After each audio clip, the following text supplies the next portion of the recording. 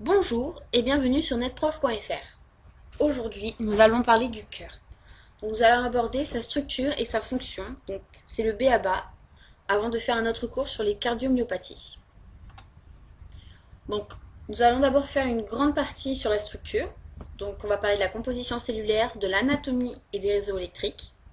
Après, une seconde grande partie, donc sur la grande et petite circulation, le cycle cardiaque et l'électrocardiogramme. Donc, la composition cellulaire. Donc voilà la petite liste de cellules. Donc on a les cardiomyocytes, donc c'est les cellules musculaires cardiaques. Donc myocyte, ça vient de muscle. Nous avons les cellules nodales, donc elles représentent une faible proportion des cellules cardiaques, cependant c'est elles qui font l'influx électrique, donc pour la contraction du cœur. Nous avons les cellules endothéliales, donc qui sont les cellules des vaisseaux sanguins pour irriguer le cœur. Les cellules du muscle lisse, donc c'est d'autres cellules musculaires particulières. Nous avons les cellules musculaires de Purkinje, donc c'est elles qui font le réseau pour diffuser l'électricité à toutes les cellules cardiaques. Nous avons les fibres nerveuses, donc qui permettent la connexion entre le cerveau et le cœur. Les fibroblastes, donc qui sont des cellules de soutien pour la structure cardiaque. Et les cellules souches cardiaques, donc qui renouvellent le pool cellulaire du cœur lorsque les cellules sont vieillissantes ou qu'elles meurent. Ensuite, l'anatomie du cœur. Donc c'est pas très compliqué, donc il faut d'abord commencer par se repérer. Donc ici c'est le cœur gauche, car la paroi est plus épaisse. Je vous expliquerai par la suite pourquoi c'est plus épais. Donc et ici le cœur droit. Voilà, donc 4 cavités à connaître absolument. Donc les oreillettes, ici et ici. Donc oreillette gauche, oreillette droite. Les ventricules, donc ventricule gauche, ventricule droit. Donc entre les oreillettes et les ventricules, nous avons des valves. Donc du côté gauche, c'est la valve bicuspide. Du côté droit, c'est les valves tricuspides. Maintenant, entre les ventricules et les artères, donc ce sont des valves semi-lunaires. Donc comme on voit, des semi-lunes.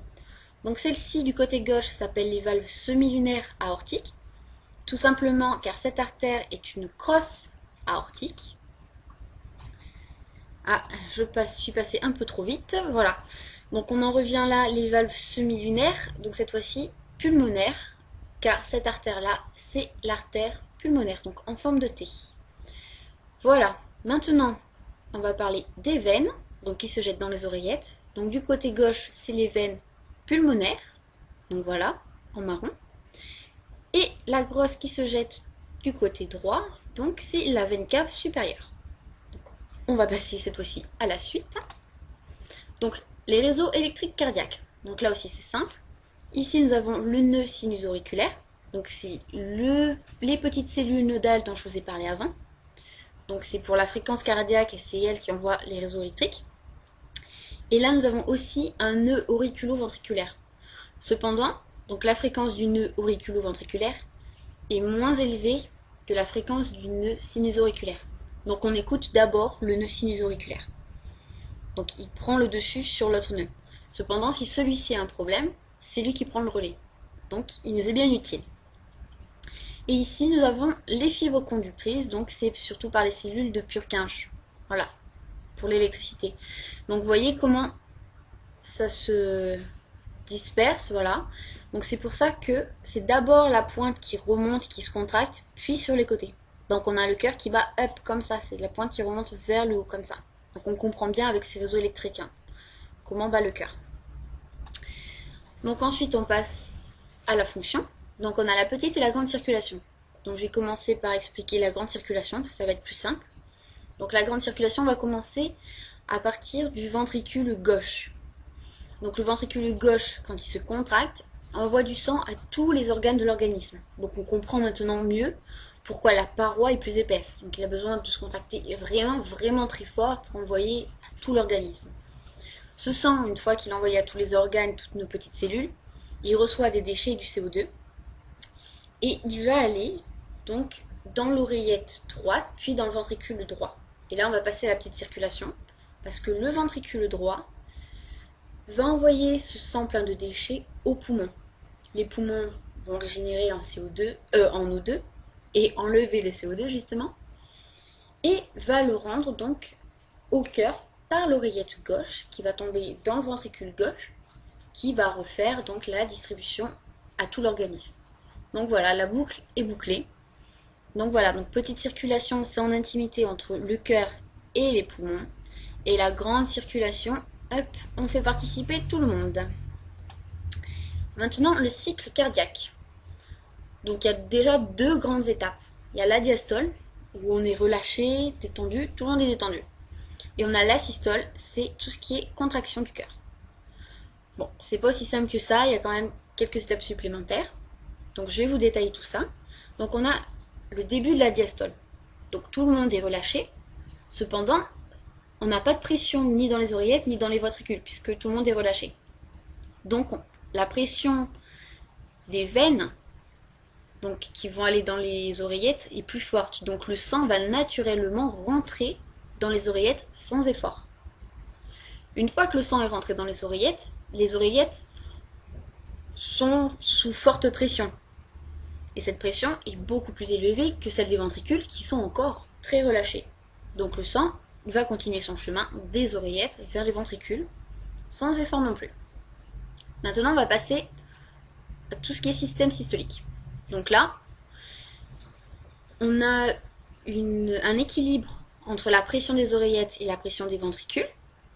Cependant, tout le sang des oreillettes n'est pas dans les ventricules.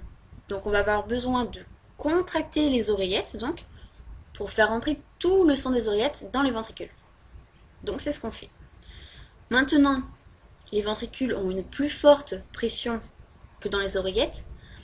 Et grâce aux valves dont on a parlé qui sont ici et ici, le sang ne peut pas refluer vers les oreillettes à cause de cette pression qui est plus forte. Et il ne peut pas non plus sortir vers les artères à cause des valves semi-lunaires qu'on a ici. Cependant, elles vont s'ouvrir lorsqu'on va avoir une contraction des ventricules qui va augmenter grandement la pression. On va avoir les valves semi-lunaires donc qui vont s'ouvrir et le sang va partir donc par les artères. Donc ici, cœur gauche par l'artère, la crosse aortique et là par l'artère pulmonaire du côté droit. Voilà, rien de bien compliqué, c'est logique quand on connaît l'anatomie du cœur, ça va de soi. Donc maintenant, un bref topo sur l'électrocardiogramme. Donc là, quand on a un signal électrique du nœud nodal, on a l'onde P, voilà, qui figure ici sur nos enregistrements. Quand les oreillettes, donc systole atriale, se contractent, on est en onde Q, ici, là. Quand les oreillettes se relâchent enfin, c'est l'onde R, qui est ici, comme ça. Après, nous avons l'excitation ventriculaire, donc qui se fait par les fibres de Purkinje, qu'on voit ici, dont j'ai parlé avant. Donc là, c'est l'onde S, qui est ici. Après, nous avons donc la systole ventriculaire parce qu'ils ont été excités. Donc, ils se contractent. Et ici, on a l'électricité, voilà, c'est l'onde T. Et quand enfin ils se relâchent, donc diastole ventriculaire, on a l'onde U. Voilà, donc grâce à cet électrocardiogramme, et toutes ces ondes et les profils, les latences entre chacune, permettent au médecin donc de voir si notre cœur a un problème d'ordre électrique ou contractionnel. Donc voilà, donc j'espère que ce cours vous a plu et je vous dis à bientôt sur netprof.fr.